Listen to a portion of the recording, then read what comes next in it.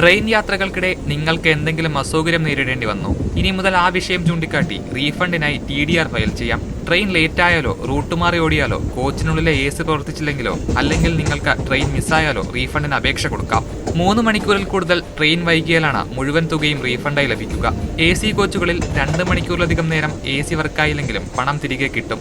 നിശ്ചിത സമയപരിധിക്കുള്ളിൽ IRCTC വെബ്സൈറ്റിൽ TDR ഫയൽ ചെയ്യണം. കൺഫേം ടിക്കറ്റുകൾക്കായിരിക്കും റീഫണ്ട് കിട്ടുന്നത്. TDR ഫയൽ ചെയ്യാൻ ആദ്യം www.irctc.co.in വെബ്സൈറ്റിൽ ലോഗിൻ ചെയ്യണം. തുടർന്ന് അക്കൗണ്ടിലെ ഇടപാടുകളിൽ നിന്നും ഫയൽ TDR തിരഞ്ഞെടുക്കാം. PNR സെലക്ട് ചെയ്ത ശേഷം പരാതിപ്പെടാനുള്ള കാരണവും തിരഞ്ഞെടുക്കണം. യാത്രക്കാരുടെ എണ്ണം കൂടി നൽകിയ ശേഷം TDR ഫയൽ ചെയ്യാം. കൺഫർമേഷൻ നൽകി കഴിയുമ്പോൾ TDR ഫയൽ ചെയ്തതായി നിങ്ങൾക്ക് സന്ദേശം ലഭിക്കും. TDR ഫയൽ ചെയ്യുന്നതിനും റെയിൽവേ സമയപരിധി നിശ്ചയിച്ചിട്ടുണ്ട്.